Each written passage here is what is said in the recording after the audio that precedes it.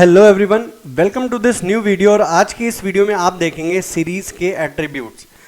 तो मैंने आपको सीरीज़ क्रिएट करना बताया ही है। अगर आपको सीरीज़ क्रिएट करना नहीं आता तो आप प्रीवियस वीडियोस चेक कर सकते हो, आपको पता लग जाएगा सीरीज़ कैसे क्रिएट करनी है।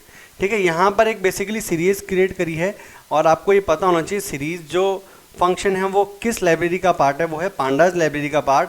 और यहाँ पर मैंने numpy लाइब्रेरी भी यूज़ करी है ताकि मैं एक एम्प्टी वैल्यू स्टोर करा सकूँ।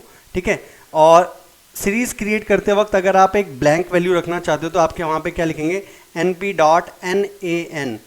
ठीक है, और यहाँ पर बेसिकली सिंपली सीरीज़ क्रिएट करिए। सबसे पहला जो एट्रीब्यूट है वो है इंडेक्स।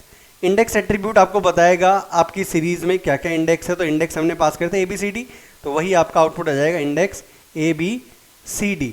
ठीक है, नेक्स्ट है वैल्यूज़। सीरीज़ के अंदर इंडेक्स होता है और वैल्यूज़ होती है। ठीक है, ये होगा, ये है इंडेक्स और वैल्यूज़ क्या है, ये सारी की सारी इसकी वैल्यूज़ है।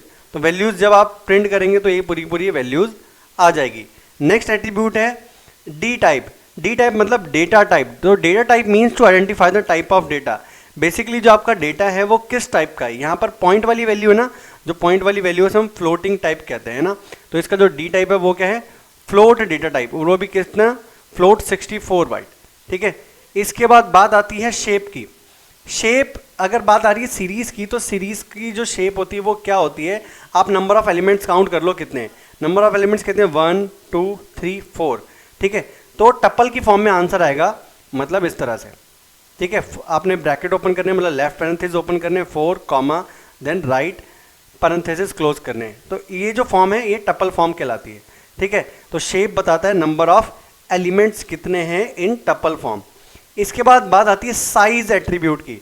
साइज एट्रीब्यूट का आंसर, साइज एट्रीब्यूट भी बताता है कि नंबर ऑफ एलिमेंट कितने हैं, लेकिन जो शेप है, शेप में जो आंसर आता है वो टपल की फॉर्म में आता है और जो साइज का आंसर आता है वो विदाउट टपल फॉर्म में, मतलब नॉर्मल सिर्फ डिजिट आएगा। सीरीज के बारे में तो आपको पता होना चाहिए कि नंबर ऑफ डायमेंशन उसमें कितने होते हैं। Series is a 1 dimensional data structure and data frame is a 2 dimensional data structure.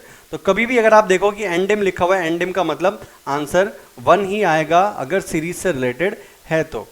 इसके बाद नंबर ऑफ बाइट्स, कितनी बाइट्स कंज्यूम कर रही है ये सीरीज, कितने एलिमेंट है इसके अंदर, 1 2 3 4। ठीक है, 4 है और यहाँ पर एक जो एलिमेंट है वो किस टाइप, मतलब जो एलिमेंट है वो किस टाइप के, फ्लोट टाइप का। ठीक है, तो यहाँ पर क्या होता है, एक जो एलिमेंट है ना वो 4 बाइट कंज्यूम कर रहा है। तो टोटल 4 एलिमेंट है, तो 4 को आप मल्टीप्लाई कर दोगे 8 से तो कितना आएगा, 8 4 जा 32 बाइट्स टोटल ये कंज्यूम कर रही है ये वाली सीरीज। इसके बाद बात करते हैं हैज़ नैन्स। ठीक है, मतलब आपने नैन वैल्यू दी है क्या इस सीरीज में, अगर दी है एक भी तो आंसर आएगा ट्रू, जैसे कि आप देख सकते हैं यहाँ पे ट्रू आ रहा है।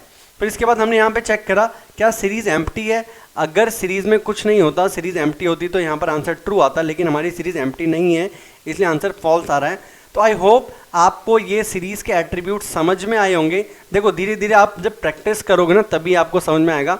ये ऐसा कोई रट्टा मारने वाली चीज़ नहीं कि आप रट्टा मार लोगे कॉन्सेप्ट क्लियर हो जाएंगे। बेसिकली ये प्रैक्टिकली कोड आप करोगे तब आपको इजी लगेगा और समझ में भी आएगा। और यही कुछ एट्रीब्यूट्स हैं जो आपके एग्जाम पॉइंट ऑफ व्यू से काफ़ी इंपॉर्टेंट है और आपको आने भी चाहिए। ऐसे ही डेटा फ्रेम के भी एट्रीब्यूट्स है, वो भी मैं उसकी भी वीडियो में आपको कवर करूँगा और उसकी वीडियो में आपको सेंड करूँगा और वीडियो अपलोड कर दूँगा। आई होप आपको ये वीडियो समझ में आई होगी। Thank you everyone for watching this video. Have a great day.